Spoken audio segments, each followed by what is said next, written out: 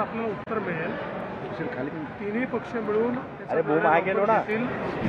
आमचे जे श्रेष्ठी आहेत त्यांच्याशी चर्चा सगळ्यांची चाललेली आहे आणि लवकरच याचं उत्तर आपल्याला मिळेल। मुख्यमंत्री पदाची जशी चर्चा सुरू आहे तशी राज्यातल्या वेगवेगळ्या आमदारांना सुद्धा मंत्री होण्याची इच्छा निर्माण झालेली आहे, त्यांची सुद्धा उत्सुकता चांगली जाते। आधी मुख्यमंत्री ठरेल तर मग मुख्यमंत्री मंत्री ठरवतील, त्यामुळे मला असं वाटतं की आधी मुख्यमंत्र्यांची वाट पाहावी, त्यानंतर मंत्र्यांची पण जी काही नावं आहेत ती आपल्याला लक्षात येतील और उनका आभार व्यक्त किया। लेकिन सर सीएम फेस को लेकर क्या स्थिति क्लियर हो गई है, स्पष्ट हो गया है? इसके बारे में कुछ भी चर्चा वहाँ हुई नहीं है, सिर्फ हम लोगों ने उनका अभिनंदन किया और आभार व्यक्त किया। सर कल महायुति के जो लीडर्स हैं वो मिलेंगे, ये त्यामुळे घडामोडींना अतिशय वेग आलेला आहे। साधारण 3:30 ते 3:45च्या नंतर एकनाथ शिंदे यांची पत्रकार परिषद सुरू झाली। त्यांनी भाजपच्या केंद्रीय नेतृत्वाचे आभार मानले। मोदी शहा अंतिम निर्णय घेतील, त्यांचे आभार प्रकट करणं याच्यासाठी आज भेट घेतली होती।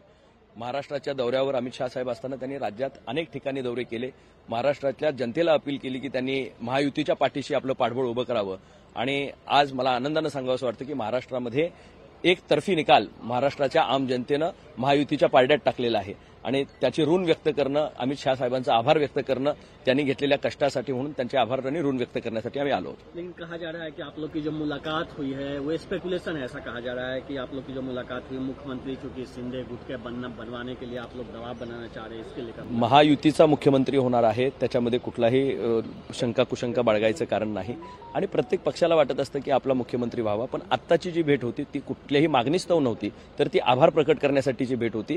आदरणीय अमितजी शहा साहेबांनी घेतलेले प्रयत्न, आदरणीय प्रधानमंत्री नरेंद्र मोदी साहेबांनी केलेले प्रयत्न आणि महाराष्ट्राच्या जनतेनं भरभरून केलेलं महायुतीवरचं प्रेम मताच्या रूपानं आज या ठिकाणी आपल्याला दिसतंय आणि म्हणूनच या सर्व नेत्यांना सुद्धा वरिष्ठ नेत्यांचे आभार व्यक्त करावे या एकमेव हेतून आम्ही त्या ठिकाणी भेटलो होतो। लेकिन एमबीए के लीडर तो कह रहे हैं कि आपके पास इतना थम्पिंग मेजॉरिटी है और इसके बावजूद आप मुख्यमंत्री नहीं तय कर पा रहे हैं। नाही, आमचा परिवार मोठा झालाय आणि त्यामुळे मोठ्या परिवारामध्ये चर्चेतनंच मार्ग निघत असतो, त्यांच्याकडे चर्चेला मार्गच राहिले नाही।